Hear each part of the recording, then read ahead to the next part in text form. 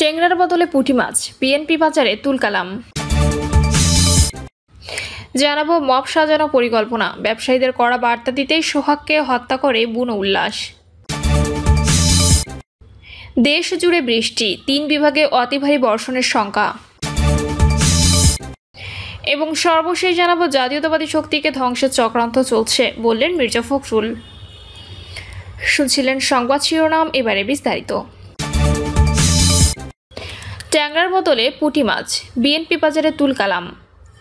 রাজধানীর আগারগাঁওয়ের শেরেবাংলা কৃষি বিশ্ববিদ্যালয়ের শিক্ষার্থীদের উপর হামলা চালিয়েছে বিএনপি বাজারের ব্যবসায়ীরা।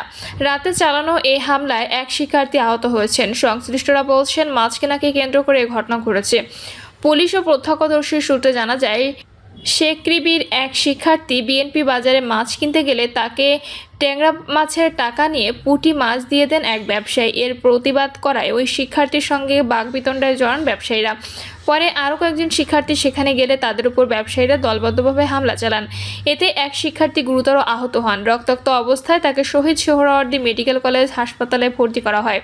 এই ঘটনায় আরেক শিক্ষার্থীকে ব্যবসায়ীরা আটকে রাখলে পুলিশ গিয়ে তাকে উদ্ধার করে।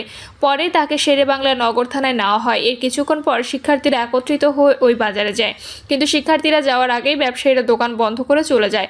পরে শিক্ষার্থীরা শেরেবাংলা নগর থানা থেকে তাদের সহপাঠীকে নিয়ে ক্যাম্পাসে ফেরেন। শেরেবাংলা নগর থানার ওসি ইমাউল হক বলেন, এ বিষয়ে মামলা হয়েছে, জড়িতদের শনাক্ত করে আইনের আওতায় আনা হবে। বিশ্ববিদ্যালয়ের প্রক্টর অধ্যাপক ডক্টর মোহাম্মদ আরফান আলী বলেন, আমাদের এক শিক্ষার্থী বিএনপি বাজারে মাছ কিনতে গেলে তার কাছ থেকে ট্যাংরা মাছের টাকা নিয়ে মিক্স করে সঙ্গে পুঁটি মাছও দেয়। এটা নিয়ে প্রতিবাদ করায় তারা ওই শিক্ষার্থীর সঙ্গে খারাপ ব্যবহার করে। পরে আরও কয়েকজন শিক্ষার্থী সেখানে গেলে তারা দলবদ্ধভাবে শিক্ষার্থীদের উপর হামলা করে।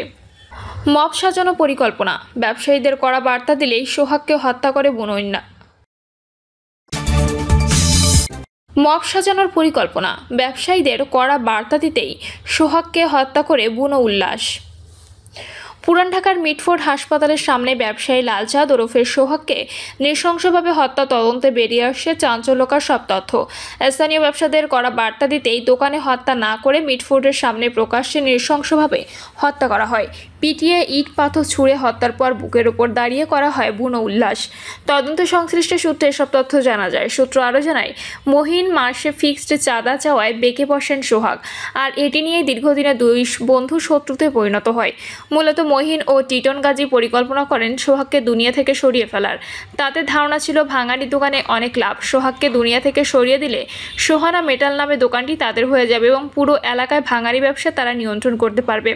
মহিন গ্রুপ মিটফোর্টে অ্যাম্বুলেন্স চালকদের কাছ থেকে মাসে 30,000 টাকা চাঁদা নিত। সম্প্রতি আমার অ্যাম্বুলেন্স ভাড়া 3,500 টাকা পাওনা রাখে মহিন গ্রুপের ছোট মনির। ওই টাকা চাওয়ায় আমাকে গত 23শে জুন মারধর করা হয়। আমরা মহিন গ্রুপের সবার দৃষ্টান্তমূলক বিচার দাবি করছি।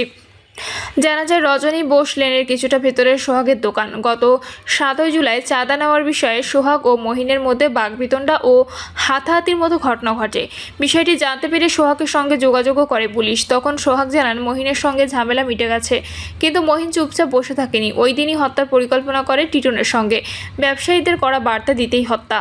রিমান্ডে জিজ্ঞাসাবাদে মহিন তদন্ত সংশ্লিষ্টদের জানান, সোহাগ খুবই একরোখা স্বভাবের ছিল, এর জন্য তাকে দুনিয়া থেকে সরিয়ে ফেলার পরিকল্পনা করা হয়। শুরুতে তাকে দোকানেই হত্যার পরিকল্পনা ছিল, এজন্য অস্ত্র সংগ্রহ করা হয় ছোট মনিরের মাধ্যমে। কিন্তু তারা সাম্প্রতিক মব দেখে উৎসাহিত হয়। তাদের ধারণা ছিল, সোহাগকে যদি মিটফোর্ডের 3 নম্বর গেটের সামনে নিয়ে পিটিয়ে হত্যা করা হয়, অনেকে মিলে উল্লাস করা হয়, তাহলে ঘটনা অন্যদিকে মোড় নেবে। আর অত্র এলাকায় ভাঙাড়ি ব্যবসায়ী, অন্য ব্যবসায়ী, অ্যাম্বুলেন্স চালক, রেস্টুরেন্ট, ফার্মেসি ও ফুটপাতের দোকানগুলোতে অটোমেটিকলি করা বার্তা চলে যাবে। মহিন গ্রুপের কথা শুনলে পরিণতি হবে এর চেয়েও ভয়াবহ। 3 মাস আগে সোহাগ এই দোকানটি ভাড়া নিয়েছিল। আগে পাশে অন্য গলিতে দোকান ছিল। দোকানে আসার 5 মিনিটের মধ্যে মহিন গ্রুপ মোটরসাইকেলে এসে তাকে ধরে নিয়ে যায়। ভবিষ্যতে মহিন গ্রুপের অন্যরা এই ধরনের ঘটনা ঘটাবে না, এর নিশ্চয়তা কে দেবে? একটি ভাঙাড়ি দোকানের মালিক। যেভাবে হত্যা করা হয়, এই চিন্তা থেকে গত বুধবার সোহাগ দোকানে আসার পরে 7টি মোটরসাইকেলে করে 19 জন মিলে রজনী বোস লেনে প্রবেশ করে হামলাকারীরা। এরপর সোহাগকে মারধর করতে করতে মিটফোর্ড হাসপাতালে গেটের সামনে নিয়ে নির্মমভাবে হত্যা করে ইট বালু সিমেন্টে তৈরি পাথর সদৃশ কংক্রিট দিয়ে বারবার আঘাত করা হয়। এরপর ব্যবসায়ীদের মধ্যে আতঙ্ক ছড়ালে মরদেহ টেনে হিঁচড়ে গেটের বাইরে এনে উল্লাস করা হয়। এদিকে খুনিদের মধ্যে পুরনো ক্ষোভ ছিল দুজনের। ওদের মধ্যে একজনের কপালে একটি কাটা দাগ রয়েছে। ওই দুই খুনি পুলিশকে জানিয়েছে সোহাগ রকচাটা ও একরোখা মানুষ ছিল। মতের অমিল হলেই গায়ে হাত দিয়ে বসত। কয়েক বছর আগে সোহাগ তাদের মারধর করে। কপালের কাটা দাগটি সোহাগের মারের কারণেই। পুরনো পুঞ্জীভূত এ ক্ষোভ থেকেই তারা সোহাগকে মারধর করে। তারা ভেবেছিলেন উপস্থিত খুনিদের মধ্যে যুবদল ও বর্তমানে প্রভাবশালী আরেকটি রাজনৈতিক দলের লোকজন থাকায় হত্যাকাণ্ড অন্যভাবে ধামাচাপা পড়ে যাবে। এই ঘটনায় এখনও পর্যন্ত 7 জনকে গ্রেপ্তার করা হয়েছে। একজন স্বীকারোক্তিমূলক জবানবন্দি দিয়েছে। অন্য আসামিদের গ্রেপ্তারের সর্বোচ্চ চেষ্টা চলছে। আশা করি দ্রুত সময়ের মধ্যে এই ঘটনায় জড়িত সবাইকে আইনের আওতায় আনা সম্ভব হবে।